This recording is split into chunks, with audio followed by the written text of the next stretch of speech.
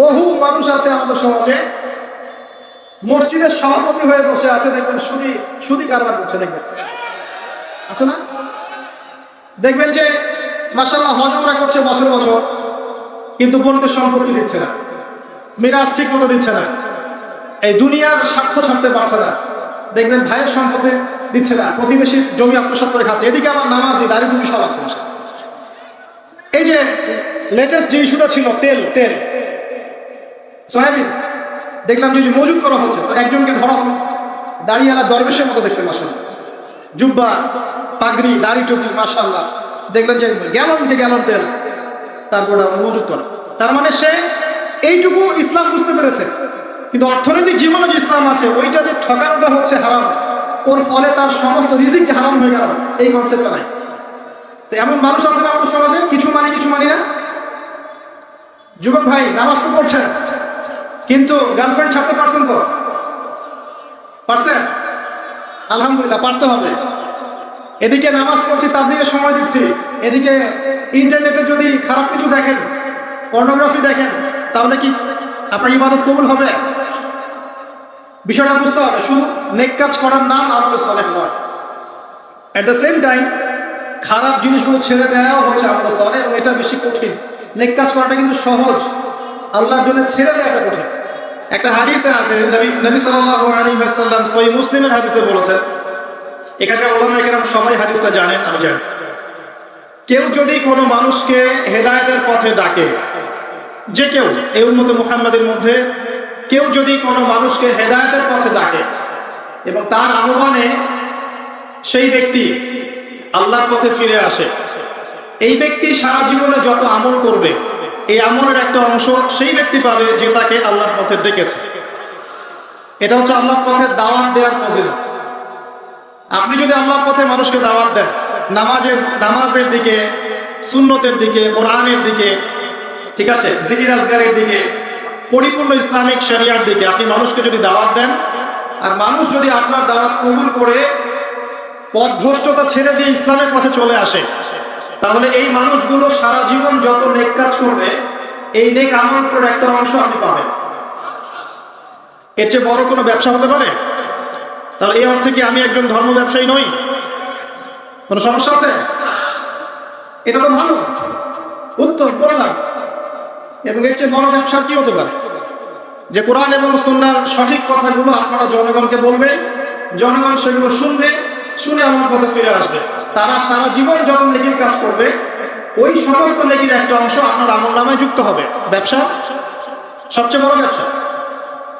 আবার এই হাদিসের আরেকটা অংশ আছে, পরের লাইনে লেখা আছে, নবী সাল্লাল্লাহু আলাইহি ওয়াসাল্লাম বলেছেন, কেউ যদি কোনো মানুষকে পথভ্রষ্টতার দিকে দাওয়াত দেয়, মানে কেউ যদি কোনো মানুষকে গোমরাহির দিকে দাওয়াত দেয়, ভুল পথের দিকে দাওয়াত দেয়, এবং তার দাওয়াতে যত মানুষ বিভ্রান্ত হয়ে যাবে, এই সমস্ত বিভ্রান্ত মানুষের পাপের একটা অংশ ওই ব্যক্তির আমলনামায় যুক্ত হবে। তো এখানে রিস্ক আছে। ইসলাম নিয়ে যে কথাটা বলতে যাব তার পিছনে দলিল প্রমাণ থাকতে হবে, এবং দলিলটা হতে হবে কোরআন এবং সুন্নাহ থেকে। এরপরে আপনি কথা বলতে পারেন, কোনো সমস্যা নেই। তাই যতটুকু জানি এতটুকু বলবো, যেটা জানি না সেটা বলবো না, ঠিক আছে? তো আমি এসেছি এই ব্যবসা করতে আপনাদের সাথে, যে আমি কিছু কথা আপনাদেরকে বলবো ইনশাআল্লাহ, এর মধ্যে যেগুলো সহিহ বিশুদ্ধ কোরআন এবং সুন্নাহর সাথে মিলে যাবে আপনারা সেগুলোর প্রতি আমল করবেন ইনশাআল্লাহ। তাহলে আপনাদের সারা জীবনের এই নেকির একটা অংশ আমি পাবো ইনশাআল্লাহ। আর যদি আল্লাহ না করুক আমার মুখ থেকে কোনো ভুল কথা বের হয়ে যায়, সেগুলো কোশ্চেন কালেও আপনারা আমল করবেন না। আমার কথাগুলোকে অবশ্যই কোরআন এবং সুন্নাহর সাথে মিলিয়ে দেখবেন, ঠিক আছে? প্রিয় ভাইরা, আল্লাহ রাব্বুল আলামিন পবিত্র কুরআনুল কারীমের মধ্যে সূরাতুল আসর নামে একটা সূরা নাযিল করেছেন। নাম শুনেছেন তো? আচ্ছা, আপনাদের মধ্যে কতজন আছেন যারা কোরআনের জন্য জীবন দিতে চান? হাত তোলেন দেখি। মাশাআল্লাহ, খুব চমৎকার, খুব চমৎকার। একটু দাঁড়ান, তাকবীর পড়ে দেন। এবার বলেন যে কতজন আল কোরআন বিশুদ্ধ করে তেলাওয়াত করতে জানেন? হাত তুলবেন। মাশাআল্লাহ, তাহলে জীবন দানকারী সংখ্যা কমে গেছে আলহামদুলিল্লাহ। এখন যারা হাত উঁচু করেছেন যে বিশুদ্ধ করে পড়তে জানেন, তাদের মধ্যে কতজন কোরআনের 10টা সূরার অর্থ জানেন? হাত তুলে দেন। হাতের সংখ্যা একটু কমেছে। 20টা সূরার অর্থ জানেন কারা কারা? হাত একটু কমে গেছে না? এবার যদি বলি পুরা কোরআনের অর্থ কারা জানেন? এবার মাশাআল্লাহ একটা হাতও নাই। সমস্যা এটাই, আমি বারবার আমাদের সমস্যা নিয়ে কথা বলতে চাই। আমাদের সমস্যা, অন্যের সমস্যা না। আমাদের উম্মার সমস্যা। আমরা আল্লাহকে ভালোবাসি, রাসূলকে ভালোবাসি, কোরআনকে প্রচন্ড মহব্বত করি, শ্রদ্ধা করি, সম্মান করি, কোরআনের জন্য জীবন দিতে প্রস্তুত থাকি, তাই না? কিন্তু দুর্ভাগ্যজনক হচ্ছে ওই কিতাব আমরা পড়তে জানি না, ওই কিতাবের অর্থ আমরা বুঝি না। আল কোরআন কারীম হিফজ করেছেন কতজন? হাত তোলেন দেখে এখানে কতজন আছেন হাফেজে কোরআন? মাশাআল্লাহ। দেখবেন কোরআনের প্রতি আবেগ মানুষের প্রচুর, কিন্তু কোরআন বিশুদ্ধ করে তেলাওয়াত করার ব্যাপারে, অর্থ বোঝার ব্যাপারে, কোরআনের ভাষাটা শেখার ব্যাপারে আমরা উদাসীন। একটা কমন সেন্স, আপনি নামাজ পড়ছেন, নামাজের মধ্যে কোরআন তেলাওয়াত করছেন তো? এখন যে সূরাগুলোর অর্থ আপনি জানেন, সেগুলো তেলাওয়াত করার সময় আপনার মনোযোগটা বাড়ে না কমে? বাড়ে না কমে? আর যেগুলো আপনি অর্থ জানেন না, সেগুলোর সময় কি আপনি নামাজে মনোযোগ পান? সত্যি কথা বলেন। এই যে রুকুর তাসবিহ পড়েন, সিজদার তাসবিহ পড়েন, তাশাহুদ পড়েন, দরুদ পড়েন, দোয়া মাসুরা পড়েন, প্রথমে সানা পড়েন, পরে সূরা ফাতিহা পড়েন, আরেকটা সূরা মিলিয়ে পড়েন, এই যে পুরোটা সময় আরবি দিয়ে কথা বলেন আল্লাহর সাথে, আরবি দিয়ে মোনাজাত করেন, চুপি চুপি কথা বলেন, এই সময়টুকুর মধ্যে আপনি পূর্ণাঙ্গ সময় কি মনোযোগ ধরে রাখতে পারেন? বা এই পুরো বিষয়গুলোর অর্থ কি আপনি জানেন? যদি আপনি অর্থ জানতেন, তাহলে নামাজের মনোযোগ বাড়তো না কমতো? মনে করেন আপনার সন্তান অসুস্থ, আল্লাহ না করুক আপনার সন্তান অসুস্থ, খুব অসুস্থ, আইসিইউতে আছে, রংপুর মেডিকেল আইসিইউতে আছে। এখন জীবন মৃত্যু সন্ধি করে আপনার সন্তান লড়ছে। এখন আপনি বুঝতে পারছেন যে এই বিপদ থেকে বাঁচানোর জন্য আমার আল্লাহ ছাড়া কেউ নাই, আছে? এবার আপনি নামাজে দাঁড়ালেন, নামাজে দাঁড়িয়ে সুন্দর করে ওযু করে নামাজে দাঁড়ালেন, দাঁড়িয়ে 2 রাকাত নামাজ পড়ে হাতটা তুলে আল্লাহর কাছে দোয়া করছেন, আল্লাহ আমার সন্তান অসুস্থ, আল্লাহ আমার সন্তান তুমি দিয়েছ, তোমার নিয়ামত, আজকে সে অসুস্থ, তুমি ছাড়া কেউ নাই তাকে শেফা দান করা, কোনো ডাক্তারের ক্ষমতা নাই তাকে জীবন দেওয়া, আল্লাহ তুমি তোমার রহমতের ওসিলায় আমার সন্তানের জীবনটা দীক্ষা দাও। এই দোয়াটা যদি আপনি করেন, আপনার মনোযোগ বাড়বে না কমবে? এবং এটা আপনি পূর্ণাঙ্গ মনোযোগ দিয়ে করতে পারছেন না। কেন পারছেন? কারণ আপনি যা বলছেন তার অর্থ আপনি বুঝতে পারছেন, আপনি যা বলছেন তার অর্থ আপনি অনুধাবন করতে পারছেন, এটাই হচ্ছে কারণ। আর এই জায়গা দিয়ে আমি বলেছি যে কোরআন যদি আপনি অনুধাবন করতে পারেন, অর্থগুলো বুঝতে পারেন, তখন আপনি প্রতিটা পদে পদে আল্লাহকে পাবেন ইনশাআল্লাহ। এটা কি বোঝার জন্য খুব বড় ডিগ্রির দরকার আছে? যদি যে কোনো একটা বই আপনি পড়ছেন, ওই বইয়ের ভাষা যদি আপনি না বোঝেন, ওই বইয়ের মূল মেসেজ কি আপনি পাবেন? সিম্পল পাবেন না। প্রথম যে কথাটা আপনাদের কাছে কাজ করতে চাই, আমাকে ওয়াদা করতে হবে আমার কাছে আজকে, আগামী রমাজান আসার আগেই সবাই কোরআন তেলাওয়াত করা শিখবেন, হাত উঁচু করে। এখন জীবন আপনাকে দিতে হবে না কোরআনের জন্য, অর্থ বোঝা শিখে নাই। কোরআনের জন্য জীবন দিতে আমি আপনাকে এখন বলছি না, আমি বলছি আপনি কোরআন পড়া শিখে নাই, এরপরে আপনি কোরআনের অর্থটা বোঝা শিখবেন। কোথায় গিয়ে শিখবেন? ওলামায়ে কেরামের কাছে গিয়ে শিখবেন। আপনাদের এখানে মাদ্রাসা আছে না? কওমি মাদ্রাসা আছে না? আলেমরা আছেন না এখানে? হাফেজ সাহেব, মুফতি সাহেব, কারি সাহেবদের কাছে গিয়ে কোরআন শিখবেন, পারবেন? আজকের মাহফিলে যদি এগুলো প্রতিশ্রুতি করে ধরে রাখতে না পারেন, এখানে এসে বসে ছবি তুলে, ভিডিও করে, সেলফি তুলে কোনো লাভ নেই। বক্তাকে দেখাটা বড় কথা নয়, এমনকি বক্তার কথা শোনাটাও বড় কথা নয়, বড় কথা তার উপর আমল করা। কথা ঠিক না ঠিক? আচ্ছা, এবার আসেন ছোট্ট একটা সূরা আপনাকে শোনাই। 103 নম্বর সূরা। কত নম্বর? 103 নম্বর। সূরাটার নাম সূরাতুল আসর, মানে সময়ের সূরা। সূরা শব্দের মানে কি? আচ্ছা বাদ দেন, কোরআন শব্দের মানে কি বলেন? কোরআন শব্দের মানে কি? নিত্য পঠিতব্য, যে বইটা প্রতিনিয়ত পড়া হয় তার নাম কোরআন। পৃথিবীতে কোরআন ছাড়া এমন কোন কিতাব আছে যেটা প্রতিদিন পড়া হয়, প্রতিনিয়ত পড়া হয়? আছে? ইসলামের সমস্ত শত্রুরা মিলে যদি পৃথিবী থেকে সমস্ত এই কোরআনের কপি আজকে পুড়িয়ে ফেলে, নাউজুবিল্লাহ, আগামীকাল এরকম লক্ষ লক্ষ কপি বের করা সম্ভব। কিভাবে সম্ভব? এই যে কলিজার মধ্যে কোরআন আছে, কেউ এটা মিশাতে পারবে? পারবে? তো এটাই বলছিলাম যে কোরআনের যে নিত্য পঠিতব্য এই ব্যাপারটা অন্য কোন কিতাবের ক্ষেত্রে প্রযোজ্য হয়? কোরআন মানে নিত্য পঠিতব্য।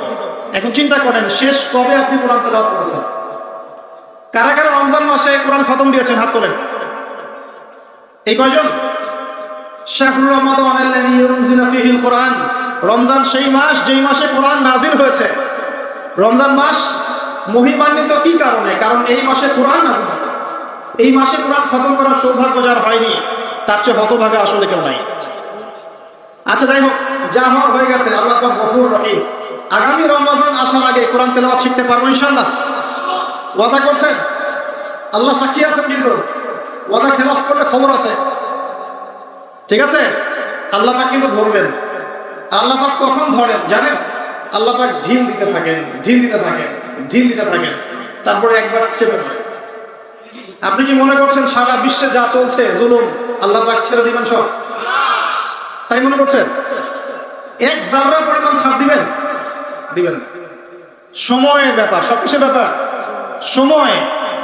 কত সময় চলে গেছে। এক সময় ছিল ফেরাউনের যুগ, তখন মনে হতো ফেরাউনই সব। ও বলতো আনা রাব্বুকুমুল আলা, আমি এই পৃথিবীর মহান রব, সে বলতো। এখন তার অস্তিত্ব আছে? ওই জাদুঘরে দেখবেন ওর সুটকিটা পড়ে আছে, দেখেন, আছে না? ফেরাউন যখন দলবল নিয়ে বের হয়ে যাচ্ছে মূসা আলাইহিস সালামের কওমকে ধাওয়া করার জন্য, সূরা দুখানের মধ্যে আছে, আল্লাহ পাক বলছেন যে তাদের স্মরণে যখন ফেরাউন এবং তার দলবল ডুবে মরল, ওদের এই মর্মান্তিক মৃত্যু দেখে আকাশ এবং জমিনের কেউ এক ফোঁটা পানিও ফেলেনি। এই আয়াতটা কোরআনে আছে, সূরা দুখানের মধ্যে আছে। একটা সময় ছিল নমরুদের যুগ, মনে হতো সেই সবকিছু। এখন তার অস্তিত্ব আছে? কেউ তার নামও মনে রেখেছে? একটা সময় আজ জাতি ছিল, আজ জাতি। এগুলো রূপকথা নয়, এগুলো গাল গল্প নয়, এগুলো সত্য ঘটনা কোরআনে আছে। এগুলোর এক একটা বর্ণ সত্য। সারা পৃথিবী মিথ্যা হতে পারে, কোরআন সত্য। আজ জাতি ছিল দেহে অনেক বড় বড়, বিশাল বিশাল। তারা বলতো মান আশাদ্দু মিন্না কুওয়া, আমাদের চেয়ে শক্তিশালী আর কে আছে, এটা তারা বলতো। আল্লাহ পাক ঝড় দিয়ে উড়িয়ে দিয়েছেন, তাদের অস্তিত্ব আছে? সময়ের ব্যাপার দেখেন, সময় বদলাচ্ছে, সব পরিবর্তন হয়ে যাচ্ছে। একটা ছিল সামুদ জাতি, সামুদ, এরাও ছিল অনেক বড় বড়, তাল গাছের সমান লম্বা লম্বা। পাহাড় কেটে কেটে বাড়ি নির্মাণ করতো, পাহাড় কেটে বাড়ি নির্মাণ করতো। ওদের অস্তিত্ব আছে? আল্লাহ পাক বজ্রপাত দিয়ে ধ্বংস করে দিয়েছে।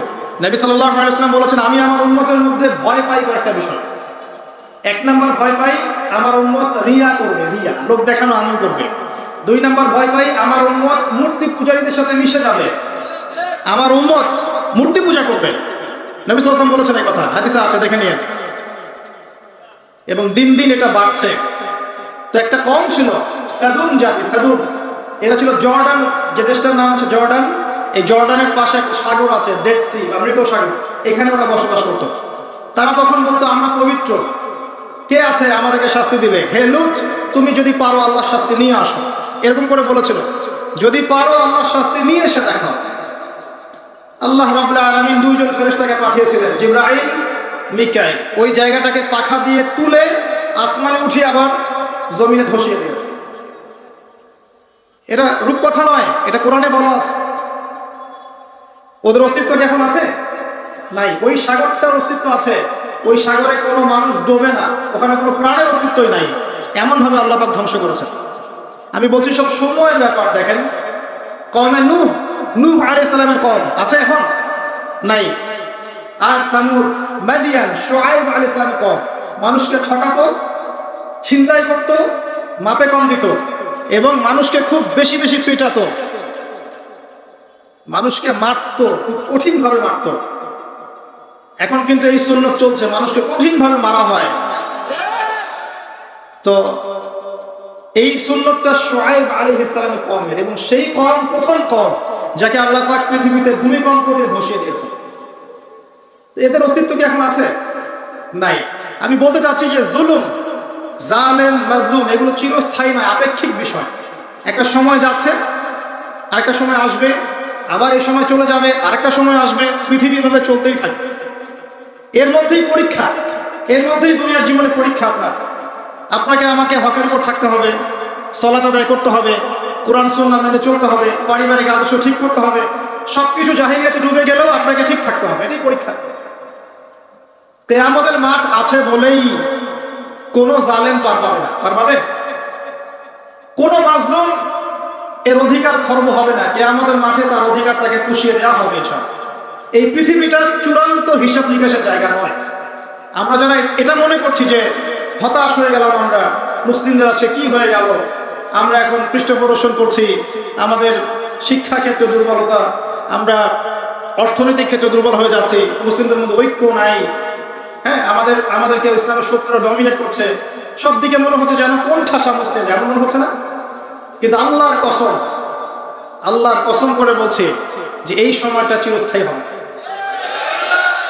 আল্লাহ পাক লিখে রেখেছেন কিভাবে প্রেক্ষাপট পরিবর্তন হবে, কার মাধ্যমে হবে, কিভাবে হবে, আল্লাহু আ'লাম, আমরা জানি না। এতটুকু আমরা জানি যে এগুলো চিরস্থায়ী নয়। অতএব মুসলিমরা কখনো হতাশ হবে না। কি হবে না?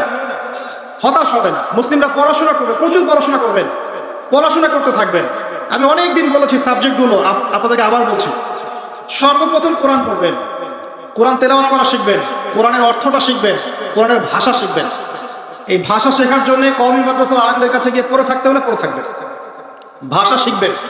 ইমাম শাফিঈ রাহিমাহুল্লাহ বলেছিলেন, কোরআন শেখা মুসলিমদের উপর যেমন ফরজ, এর ভাষা শিক্ষা করাও ফরজ। ভাষা না শিখলে আপনি কোরআন বুঝতে পারবেন।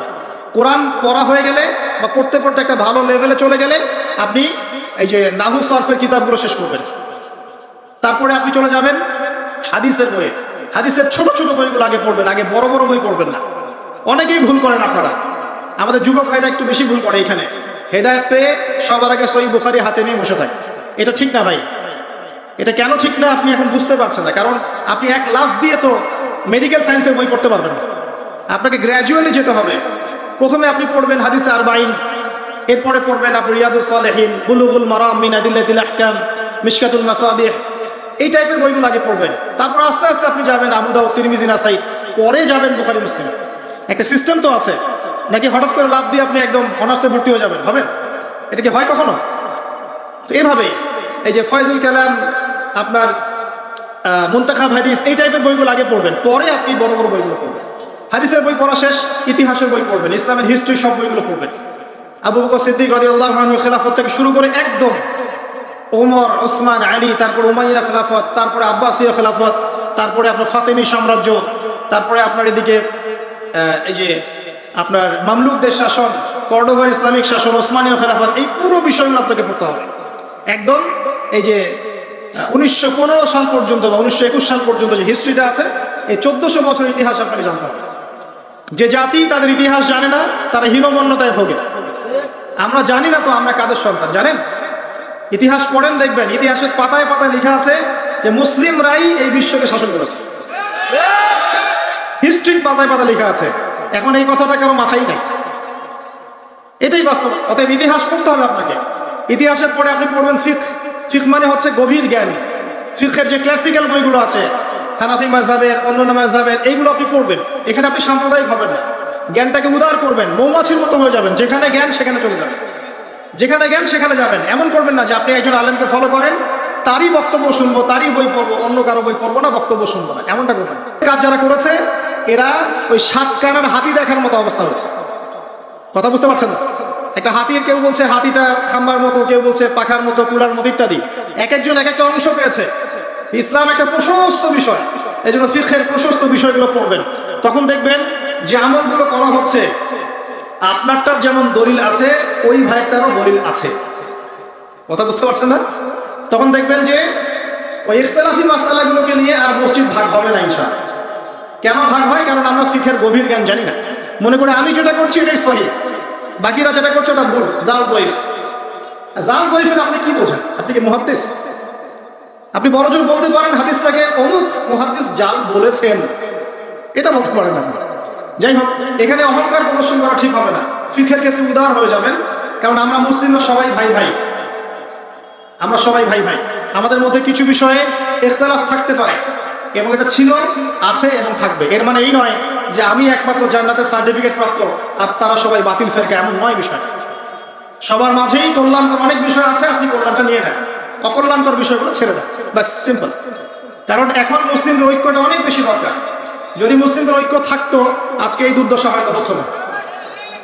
ঐক্য নাই, কোনো বেজ নাই, সবাই তো এখন কামড় দিবে।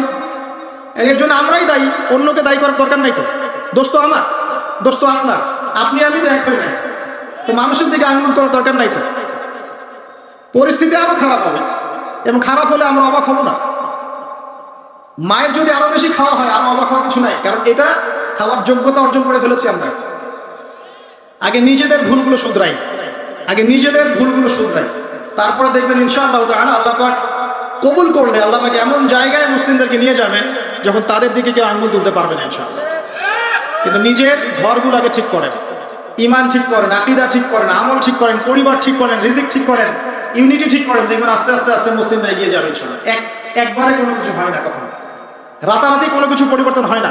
আমার কথায় কষ্ট পাচ্ছেন? আমি একটু প্র্যাকটিক্যাল কথা বলি আর কি। এটাই প্র্যাকটিক্যাল বিষয় আমার কাছে মনে হয়, যে প্রথমত আমাদের মধ্যে ত্রুটি আছে, আমাদের মধ্যে ল্যাকিংস আছে, আমাদের মধ্যে ত্রুটি আছে, দোষ আছে।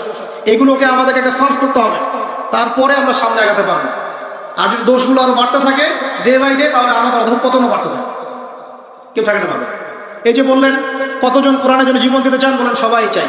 জিজ্ঞাসা করলাম কতজন পড়তে চান কোরআন, দেখলেন হাত নাই, 10টা হাত উপরে। কিভাবে হবে? আমাকে বলেন কিভাবে সম্ভব? সাহাবায়ে কেরাম রাদিয়াল্লাহু আনহুম কি এমন ছিলেন যে সাহাবীদের হাতে আল্লাহ পাক ইসলামের বিজয় দিয়েছিলেন? তারা কি এমন ছিলেন আমাদের মতো? কোরআন পড়তে জানতেন না, অর্থ বুঝতেন না, এরকম ছিলেন?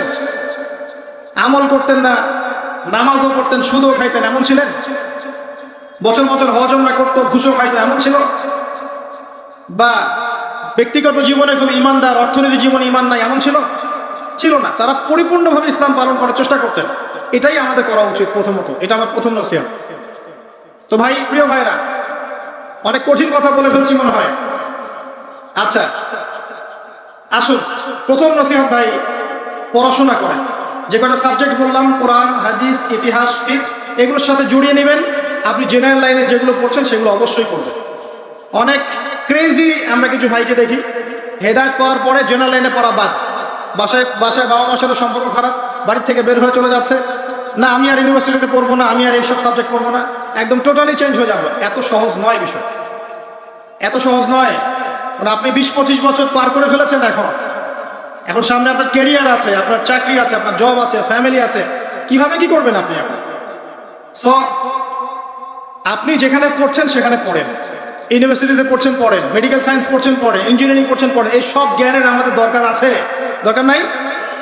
এই যুগের সাথে তাল মিলাতে হলে এগুলোর দরকার নাই? অবশ্যই দরকার আছে। এগুলো আমাদেরকে শিখতে হবে, আমাদেরকে এগুলো জানতে হবে। আপনি আপনার জ্ঞানটাকে ইসলামের কল্যাণে ব্যয় করার চেষ্টা করেন, এটা আপনি করেন, এতটুকু আমার পরামর্শ। কিন্তু ট্র্যাক চেঞ্জ করার দরকার নেই, আপনি সবাই সেটা পারবে না। অতএব ওই ট্র্যাকে থেকেই আপনি সাবজেক্টগুলো কভার করেন। আকীদা পড়েন, কোরআন পড়েন, হাদিস পড়েন, ফিকহ, ইসলামের ইতিহাস। আরেকটা সাবজেক্ট বলছি, রাসূল সাল্লাল্লাহু আলাইহি ওয়াসাল্লামের জীবনী একদম মুখস্থ থাকতে হবে। বলেন নবীর জন্য জীবন দিতে চান কতজন? হাত তোলেন দেখি। মাশাআল্লাহ, সবাই। এবার বলেন আমাকে, নবী সাল্লাল্লাহু আলাইহি ওয়াসাল্লামের তৃতীয় স্ত্রীর নাম কি ছিল? কে বলেছেন? আপনি আমার কাছে একটা হাদিয়া নিয়ে যান আজকে। একজন ব্যক্তি সঠিক উত্তর দিয়েছে। আপনি কি দেখতে পাচ্ছেন নবীর প্রতি কত ভালোবাসা আমাদের? একজন উত্তর দিতে পেরেছে। এই হচ্ছে বাস্তবতা। অতএব বাস্তবিক হয়ে যান। নবী সাল্লাল্লাহু আলাইহি ওয়াসাল্লামের জীবনী মুখস্থ করবেন, আগামী রমাদান আসার আগেই হাত তোলেন। কথা দেন, পারবেন ইনশাআল্লাহ?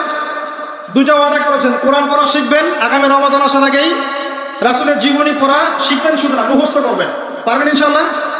ইনশাআল্লাহ। একদম ছোটস্থ নবী সাল্লাল্লাহু আলাইহি ওয়াসাল্লামের জন্ম, মৃত্যু, কত বছর মক্কায় ছিলেন, কত বছর মদিনায়, কখন তিনি হিজরত করলেন, কখন তায়েফে গেলেন, কখন বদর, কখন টোটাল বিষয় আপনার মুখস্থ থাকতে হবে। পারবেন ইনশাআল্লাহ তাআলা? আল্লাহ পাক তৌফিক দান করুন। তখন সত্যিকারের আশিকে রাসূল হতে পারবো। এখন শুধু কথায় কথায় আশিকে রাসূল বলে লাভ নাই। আমার কথা কষ্ট পাচ্ছেন? বাস্তবতা এরকম ভাই। জানেন, ইসলামের বিরুদ্ধে যারা কাজ করে তারা 24 ঘন্টা পরিশ্রম করে। আপনি জানেন, যারা ইসলামের এগেইনস্টে কাজ করে, বিরুদ্ধাচরণ করে, ইসলাম মুসলিমদেরকে ডমিনেট করতে যায়, এরা 24 ঘন্টা কাজ করে, 1 সেকেন্ড রেস্ট নেয়। গোছানো কাজ, মেহনতের কাজ, জবাবদিহিতামূলক কাজ, কোনো দুর্নীতিহীন কাজ। ওদের উদ্দেশ্য হচ্ছে ইসলামকে দুনিয়া থেকে মিটিয়ে ফেলে দিতে। আর আমরা মনে করি যে আমরা তো মাশাআল্লাহ জান্নাতের সার্টিফিকেট পেয়ে গেছি, আমরা মরলেই জান্নাত নিশ্চিত, তাই না? আমরা আল্লাহর একদম কবুলিয়ত প্রাপ্ত, আমরা নবী সাল্লাল্লাহু আলাইহি ওয়াসাল্লামের খাঁটি উম্মত, আমাদেরকে কে ঠেকায়? আমাদের ভাবখানে আমার এই চিন্তা করতে করতে বিগত 100 বছরে আজকে আমাদের অবস্থা আছে। একদিন হয়নি, বিগত 100 বছরের অবস্থা।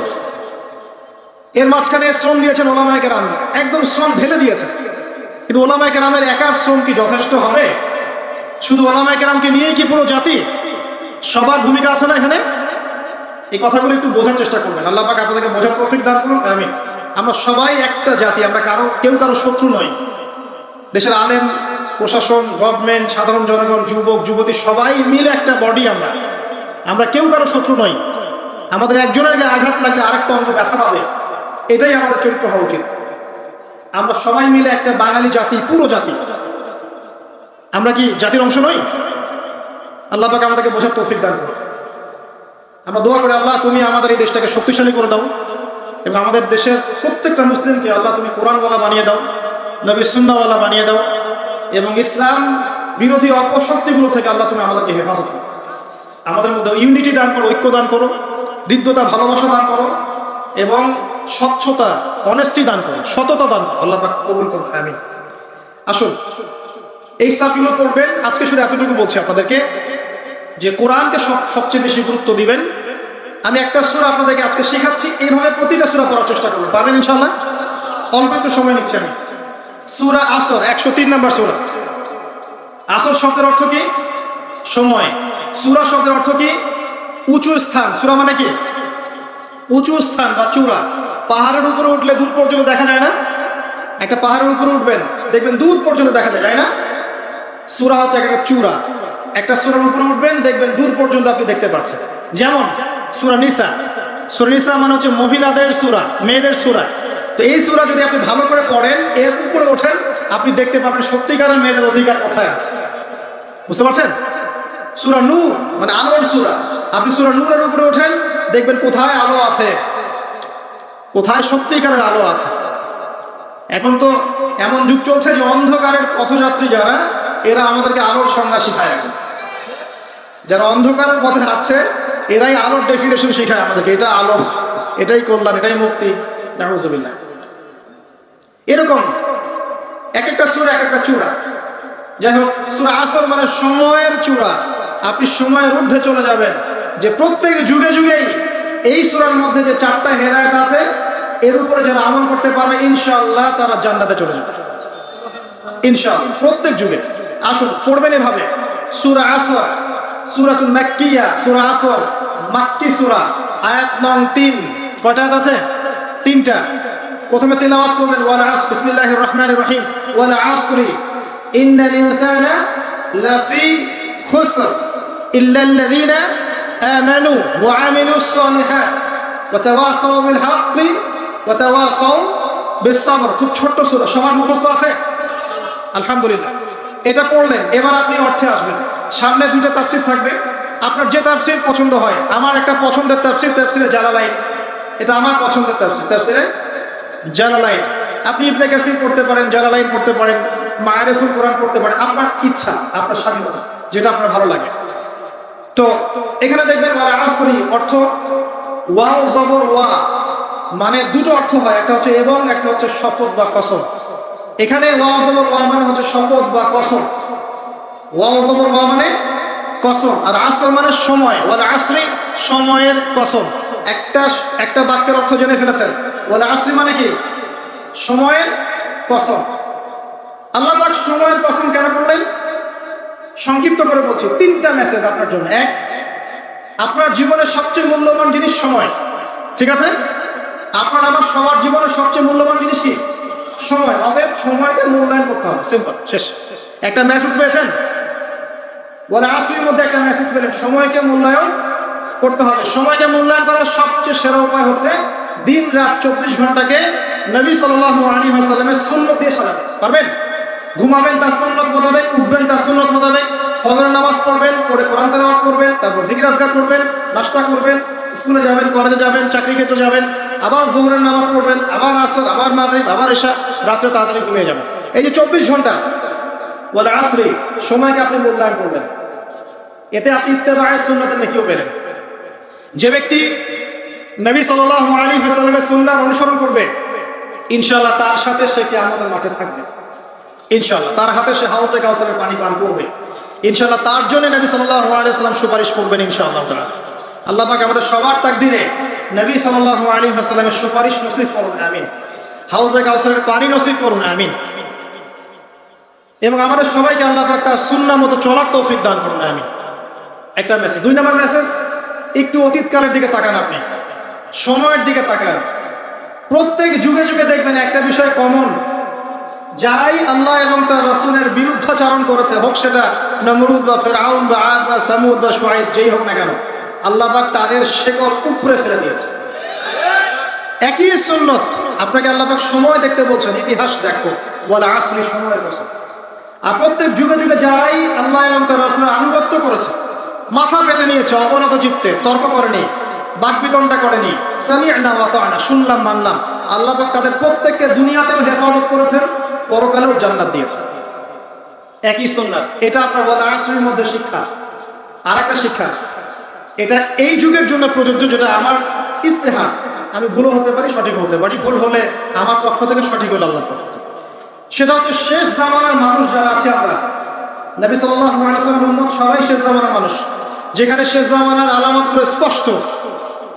এটা নিয়ে আমি এখন লেকচার দিতে যাচ্ছি না, আমি অনেক কথা বলেছি এগুলো নিয়ে। শেষ জামানার আলামত যেগুলো স্পষ্ট আলামত, যারা আমরা শেষ জামানায় বাস করছি, তাদের জন্য ক্ষতি সবচেয়ে বেশি অপেক্ষা করছে। কিরকম?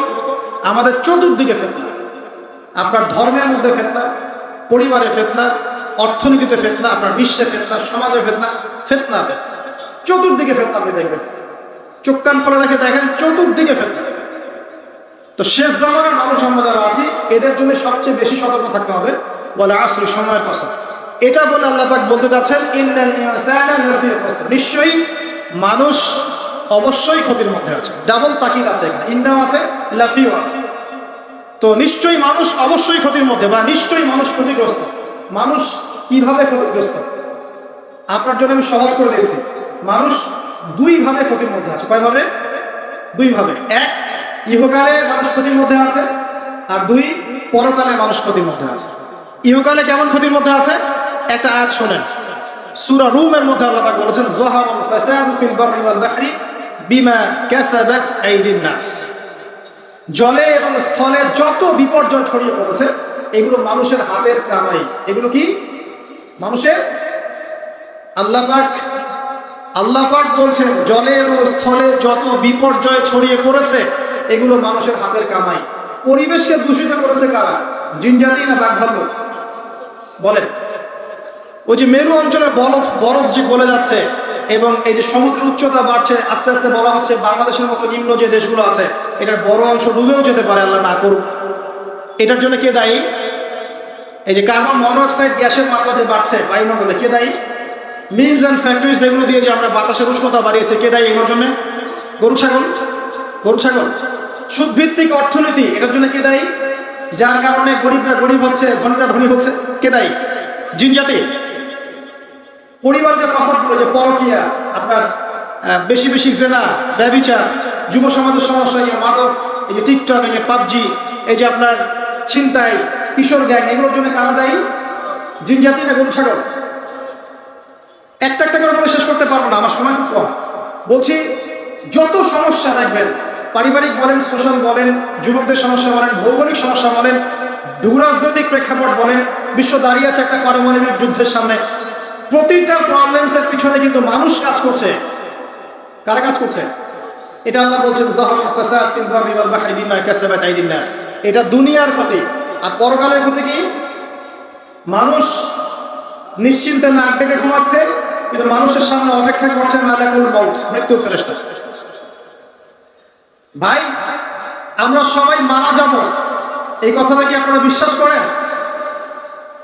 এই কথা যে বিশ্বাস করে যে পৃথিবীতে সে চিরস্থায়ী নয়, চিরদিন থাকতে আসে নাই, সে কি পৃথিবীতে উদ্ধত আচরণ করতে পারে?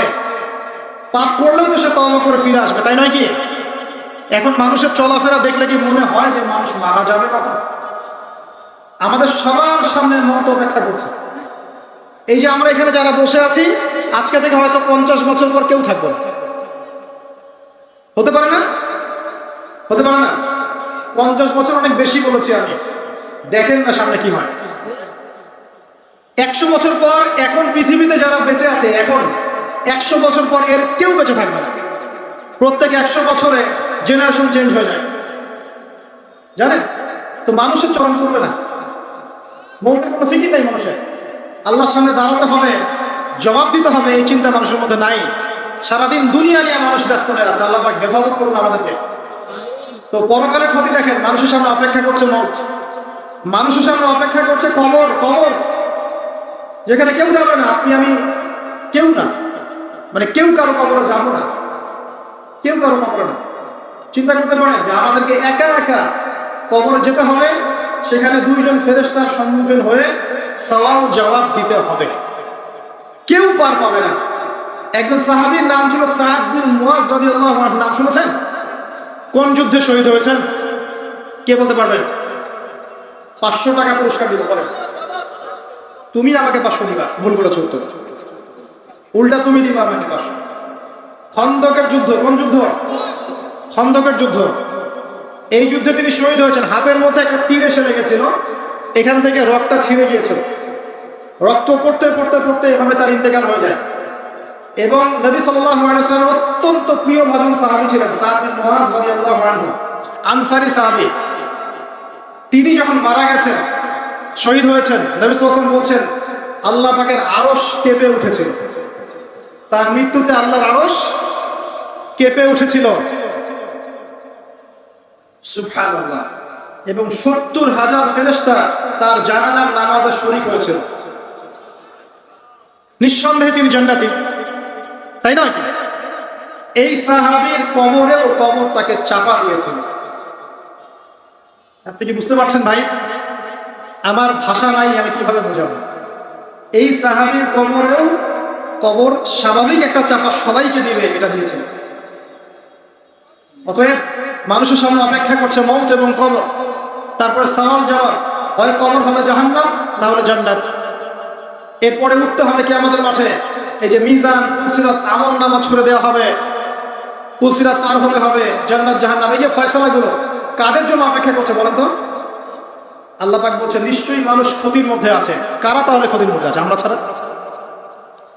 তবে সুসংবাদ, এই দুনিয়ার জীবনটাকে যদি তুচ্ছ করে মানুষ আল্লাহর বিধান মেনে চলতে পারে, এই দুনিয়ার জীবনে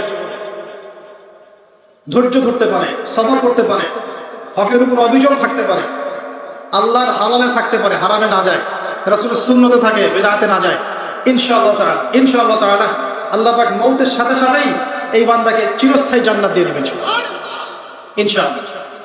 আমাদের সামনে দুটো রাস্তা, ওয়াহাদাইনাহুম নাজদাইন, দুটো পথ আল্লাহ পাক দেখিয়েছেন, ইম্মা শাকিরা ওয়া ইম্মা কাফুর। ইচ্ছা হলে কৃতজ্ঞ হন, ইচ্ছা হলে অকৃতজ্ঞ। দেখেন সূরার মধ্যে দুটো আয়াত, আপনি কতগুলো মেসেজ পেলেন। সময় কসম, নিশ্চয়ই মানুষ ক্ষতির মধ্যে আছে। এবার শেষ আয়াত, এটাই লাস্ট আয়াত আমার আজকে। ইল্লাল্লাযীনা আমানু ওয়া আমিলুস সালিহাতি ওয়া তাওয়াসাউ বিল হাক্কি ওয়া তাওয়াসাউ বিস সাবর। 4টা কাজ যারা করেছে তারা ব্যতীত, মানে 4টা কাজ যারা করতে পারবে তাদের কোনো সমস্যা নেই। ওয়ালা খাউফুন আলাইহিম ওয়ালা হুম ইয়াহজানুন, তাদের কোনো ভয় নাই, কোনো দুশ্চিন্তা নাই। 4টার 1 নম্বর হচ্ছে ঈমান। 1 নম্বর কি? ঈমান। 2 নম্বর আমলে সালেহ, সৎ আমল। 3 নম্বর হকের দাওয়াত প্রদান করা, পরস্পরকে হকের দাওয়াত প্রদান করা। 4 নম্বর পরস্পরকে ধৈর্যের উপদেশ দেয়। বাস, এই 4টা কাজ একসাথে করতে হবে। দুটো আছে দুটো নাই এমন নয়, 3টা আছে একটা নাই এমন নয়, 4টা কাজ একসাথে এট দ্য সেম টাইম যারা করতে পারবে ইনশাআল্লাহ মৃত্যুর সাথে সাথে জান্নাত। অল্প করে ব্যাখ্যা করছি। ঈমান কি জিনিস? ঈমান মানে কি বলেন? বিশ্বাস। কয়টা বিষয় বিশ্বাস করতে হয়? শুকরিয়া, 6টা। 1 নম্বর আল্লাহর প্রতি বিশ্বাস, আমানতু বিল্লাহ 1 নম্বর। ওয়া মালাইকাতিহি, তার ফেরেশতা মণ্ডলীর প্রতি। ওয়া কুতুবিহি, তার আসমানি কিতাব সমূহের প্রতি। 4 ওয়া রুসুলিহি, তার রাসূলগণের প্রতি। 5 ওয়াল ইয়াউমিল আখির, পরকালের প্রতি।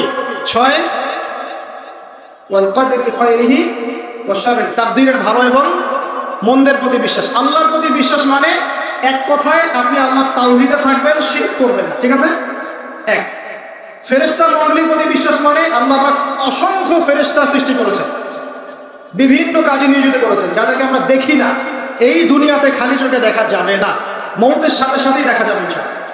বিশ্বাস করতে হবে, এগুলোকে বিজ্ঞান প্রমাণ না করলেও বিশ্বাস করতে হবে, কারণ বিজ্ঞান সবকিছু চূড়ান্ত ব্যাখ্যা দিতে পারবে না। পারবে?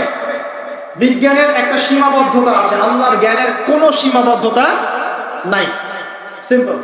3 নাম্বার, ওয়া কুতুবিহি, অনেক আসমানি কিতাব আল্লাহ পাক নাজিল করেছেন। শুধু কোরআনই একমাত্র আসমানি কিতাব নয়, এর আগে আল্লাহ পাক নাজিল করেছিলেন তাওরাত, জাবুর, ইনজিল, এগুলো তো সবগুলো আল্লাহর পক্ষ থেকে এসেছিল, কিন্তু মানুষ এগুলোকে বিকৃত করেছিল যুগে যুগে। এই জন্য আল্লাহ পাক সর্বশেষ ফাইনাল টেস্টিমেন্ট হিসেবে আল কোরআন নাজিল করেছেন কিয়ামত পর্যন্ত। এরপরে আর কোনো নবীও আসবে না, কোনো কিতাবও আসবে না। যদি কেউ বলে না কিয়ামতের আগে নবী আসতে পারে, কি বলবেন? হ্যাঁ, যদি কেউ বলে যে না কিয়ামতের আগে আরো নবী আসতে পারে, কেউ যদি বলে যে জনৈক ব্যক্তি ছিলেন যিনি হচ্ছেন ঈসা আলাইহিস সালাম, আপনি কি বলবেন? জনৈক ব্যক্তি নিজে মাহদি, আবার তিনি ঈসা, দুটাই। সুবহানাল্লাহ। আর মানুষ এগুলোর কথা বিশ্বাসও করছে, এদের কথা শুনে মানুষ আবার ধর্ম ত্যাগও করছে। সুবহানাল্লাহ, সুবহানাল্লাহ। কত বড় অজ্ঞ হলে মানুষের এতটুকু পর্যন্ত জাহেল হবে, চিন্তা করেন। তাহলে কনস্ট্যান্টিনোপল জয় হবে কবে? আর মালহামাই বা হলো কখন? তো কেউ যদি বলে ভাই টেলিভিশনে প্রচার করে, অনলাইনে প্রচার করে যে আমি নবী, আমি মাহদি, আমি ঈসা, আল্লাহর ওয়াস্তে এগুলোকে বিশ্বাস করতে যায় না, ঈমান হারাম হয়ে যাবে, জাহান্নামে যাবে। যতই টাকার প্রলোভন দেখ, চাকরির প্রলোভন দেখ, জমি জমা দেখ, আল্লাহর ওয়াস্তে ধর্ম ত্যাগ করবে। আমার কথার ইশারা বুঝে নেন, সব কথা পাবলিকলি বলা যায়, ঠিক আছে? অনেক নবী রাসূল আল্লাহ পাক পাঠিয়েছেন, সর্বশেষ নবীকে মুহাম্মদ সাল্লাল্লাহু আলাইহি ওয়া সাল্লাম। আর কোন নবী আসবেন নাকি বিশ্বাস করেন আসবেন? নবীজি বলেছেন কিয়ামতের আগে 30 জন ভণ্ড নবী আসবে। কয়জন? যার মধ্যে 3 জন হবে মহিলা। 3 জন কি হবে? মহিলা। একটা হাদিসে 4 জন মহিলা হবে, বাকি 26 জন পুরুষ।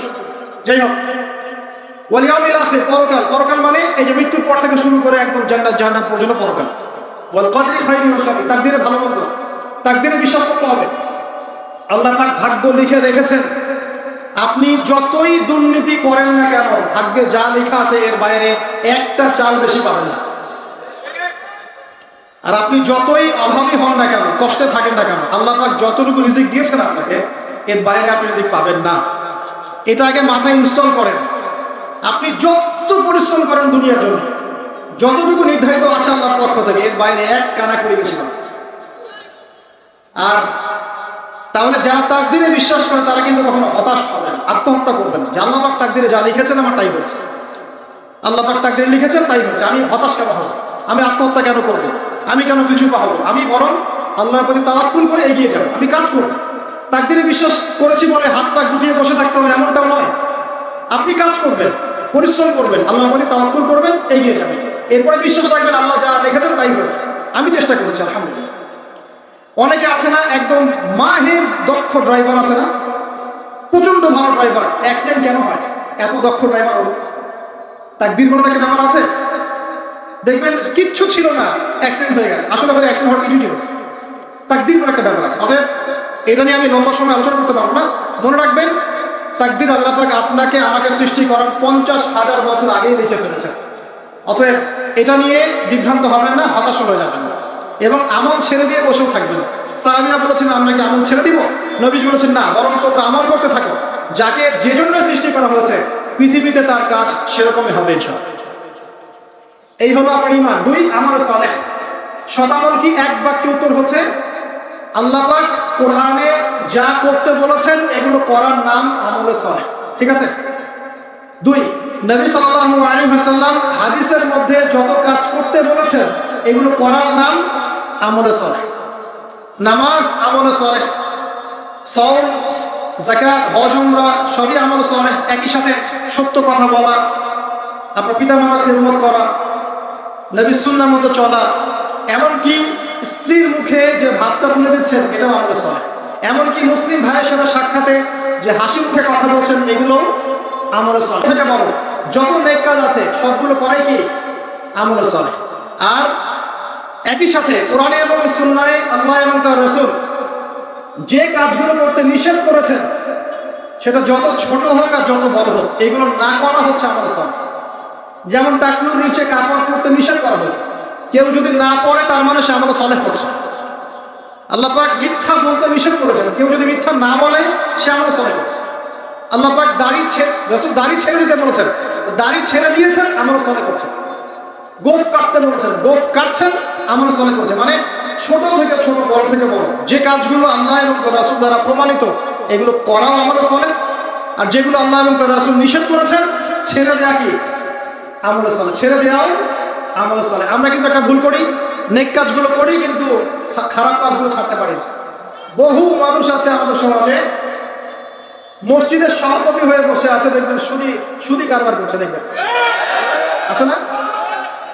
দেখবেন যে মাশাআল্লাহ হজ উমরা করছে বছর বছর, কিন্তু বোনকে সম্পত্তি দিচ্ছে না, মিরাজ ঠিক মতো দিচ্ছে না, এই দুনিয়ার স্বার্থ ছাড়তে পারছে না। দেখবেন ভাইয়ের সম্পত্তি দিচ্ছে না, প্রতিবেশীর জমি আত্মসাৎ করে খাচ্ছে, এদিকে আমার নামাজ দিই, দাড়ি টুপি সব আছে। এই যে লেটেস্ট যে ইস্যুটা ছিল তেল সয়াবিন, দেখলাম যে মজুদ করা হচ্ছে, তো একজনকে ধরা হলো, দাড়িওয়ালা দরবেশের মতো দেখতে, মাশাআল্লাহ জুব্বা পাগড়ি দাড়ি টুপি মাশাআল্লাহ, দেখলেন যে গ্যালন তেল তারপর মজুদ করা। তার মানে সে এইটুকু ইসলাম বুঝতে পেরেছে, কিন্তু অর্থনৈতিক জীবনে যে ইসলাম আছে ওইটা যে ঠকানোটা হচ্ছে হারাম, ওর ফলে তার সমস্ত রিজিক যে হারাম হয়ে গেল, এই কনসেপ্টটা নাই। তো এমন মানুষ আছে না আমাদের সমাজে, কিছু মানি না। যুবক ভাই নামাজ তো পড়ছেন, কিন্তু গার্লফ্রেন্ড ছাড়তে পারছেন তো? পারছেন? আলহামদুলিল্লাহ, পারতে হবে। এদিকে নামাজ পড়ছি, তাবলীগে সময় দিচ্ছি, এদিকে ইন্টারনেটে যদি খারাপ কিছু দেখেন, পর্নোগ্রাফি দেখেন, তাহলে কি আপনার ইবাদত কবুল হবে? বিষয়টা বুঝতে হবে। শুধু নেক কাজ করার নাম আমল সালেহ নয়, এট দ্য সেম টাইম খারাপ জিনিসগুলো ছেড়ে দেওয়াও হচ্ছে আমল সালেহ, এবং এটা বেশি কঠিন। নেক কাজ করাটা কিন্তু সহজ, আল্লাহর জন্য ছেড়ে দেওয়াটা কঠিন। কারা আল্লাহর জন্য সিগারেট খাওয়া ছাড়তে পারবেন? হাত তোলেন। আলহামদুলিল্লাহ। কারা আল্লাহর জন্য দাড়ি ছেড়ে দিবেন? হাত তোলেন। শেভ করা ছাড়তে হবে, শেভ করা ছাড়বেন, মজা করেন, পারবেন? আলহামদুলিল্লাহ। মিউজিকে আসক্ত আছেন কেউ? মিউজিক ভালো লাগে, মিউজিক ছাড়তে হবে, হাত তোলেন, মিউজিক ছেড়ে দিবেন। ইসলামিক নাশিদ শুনবেন, কোনো সমস্যা নাই, হারাম মিউজিক শুনবেন না, ঠিক আছে? আল্লাহর রাস্তায় এগুলো ছেড়ে দেন। আল্লাহ পাক আপনাদের সবাইকে তৌফিক দান করুন। আর দুটো কথা বলে শেষ করছে, ঈমান আমল সালেহ এর সাথে আর দুটো কাজ, একটা হচ্ছে ওয়াতাওয়াসাউ বিল হক ওয়াতাওয়াসাউ বিস সাবর, পরস্পরকে হকের দাওয়াত দেয়া। হকটা কি? এটা কি হক নয়? হকটা কি? এটার সংজ্ঞা কি আমি দিব না আল্লাহ দিবেন? বলেন। আমি যদি বলি যে আমি একটা মস্তিষ্ক প্রসূত ব্যাখ্যা করলাম, এটাই হক, মানবেন? আমি একটা দর্শন দিলাম, এটাই হক। আমি একটা মতবাদ দিলাম, এটাই হক। এটাই কি হকের মানদণ্ড হবে? মানদণ্ড কি হবে সেটা আল্লাহ পাক সূরা কাহফের মধ্যে বলেছেন 29 নম্বর আয়াতে। কত নম্বর আয়াত? আল্লাহ বলেছেন ওয়াকুলিল হাক্কু মির রাব্বিকুম, সত্য সেটাই যা তোমার রবের পক্ষ থেকে নাজিল হয়। কথা ঠিক আছে? ফামান শাআ ফালইউমিন, যার ইচ্ছা হয় ঈমান আনুক, ওয়া মান শাআ ফালইয়াকফুর, যার ইচ্ছা হয় অস্বীকার করুক। আল্লাহ পাকের কিচ্ছু যায় আসে। এই হক কোরআন এবং হাদিস, এটা প্রচার করবেন, প্রসার করবেন। প্রথমে নিজে আমল করবেন, পরিবারকে নসিহত করবেন, এরপর আপনি আপনার সামর্থ্য অনুযায়ী দাওয়াতি কাজ করবেন। এটা হচ্ছে একে অপরকে হকের উপদেশ দেয়া। একটা কথা বলে রাখি, যখন আপনি হকের পথে থাকবেন তখন বাধাও আসবে, কিন্তু প্রথম বাধা পরিবার থেকে আসবে, তারপরের বাধা আপনার ধর্ম নেতাদের থেকে আসবে, তারপরে আসবে আপনার সমাজ নেতা থেকে বাধা, আর পরে সর্বোচ্চ লেভেল থেকে বাধা আসবে। তো এই বাধাগুলো আপনাকে ফেস করতে হবে, এটা মনে রাখবেন। একটা কথা হচ্ছে যে কোরআন এবং সুন্নাহর উপর থাকার পরেও যদি বাধা বিপত্তি না আসে কখনো, বুঝতে হবে যে আমার দাওয়াতটা একটা গোলালু মার্কা দাওয়াত। কোনোদিনও আমার উপর কোনো চড়াই উতরাই এলো না, মানুষ ভালো মন্দ বললো না, সমালোচনা গীবত করছে না, বুঝতে হবে যে আপনার দাওয়াতের মধ্যে কোনো সমস্যা আছে। তো যখন আপনি কমপ্লিট ইসলামের কথা বলবেন তখন এগুলো আসবেই। আর যদি সারাদিন ছোটখাটো মাসলা মাসাইল নিয়ে কথা বলতে থাকেন, কেউ কখনোই আপনাকে কিছু বলবে না। অতএব এই বিষয়গুলো খেয়াল রাখবেন। নবী সাল্লাল্লাহু আলাইহি ওয়াসাল্লামকেও অনেক বাধা বিপত্তি ফেস করে ইসলাম প্রতিষ্ঠা করতে হচ্ছে। আর শেষ কথা, ওয়াতাওয়াসাউ বিস সাবর, যখন আপনি হক নিয়ে চলবেন তখন ধৈর্য ধরতে হবে। রাতারাতি কোনো ফল আসবে না, সবর করতে হবে। মানুষ গালি দিবে, সবর করবেন। মানুষ আপনাকে ভালো মন্দ বলবে, ভুল বুঝবে, সবর করবেন। মানুষ আপনার চরিত্র হ্যারাস করার চেষ্টা করবে, আপনি সবর করবেন। আপনার শারীরিক আঘাত পাবেন, সবর করবেন। মানসিক টর্চার পাবেন, সবর করবেন। ইকোনমিক্যাল আঘাত পাবেন, সবর করবেন। আপনাকে সবর করা শিখতে হবে, এগ্রেসিভ হওয়া যাবে না। উদউ ইলা সাবিলি রাব্বিকা বিল হিকমা ওয়াল মাউইযাতিল হাসানাহ ওয়াজাদিলহুম বিল্লাতী হিয়া আহসান। আপনাকে আল্লাহর পথে থাকতে হবে, মানুষকে হিকমার সাথে আল্লাহর পথে রাখতে হবে। তবে একটা কথা মনে রাখবেন, সবর মানে হাত গুটিয়ে বসে থাকা নয়, বরং পরিস্থিতি পরিবর্তনের চেষ্টা করা। আল্লাহ পাক আমাদের সবাইকে কথাগুলো বোঝার তৌফিক দান করুন। সবশেষ কথা হচ্ছে এই, প্রিয় ভাইরা, আসুন পবিত্র কোরআন পড়তে শিখি। আজকে একটা ছোট্ট সূরা আলোচনা করেছি, শুনতে খারাপ লেগেছে? এইভাবে যদি প্রতিটা সূরা আলোচনা করতে পারেন, পড়তে পারেন, বুঝতে পারেন, কোরআন আপনার কলমের মধ্যে গেঁথে যাবে না? তখন আপনি আল্লাহকে আপনার সামনে পাবেন ইনশাআল্লাহ তাআলা। এটাই আল্লাহ পাকের কালাম, যেই কালামের মাধ্যমে আল্লাহ আপনার সাথে কথা বলেছেন।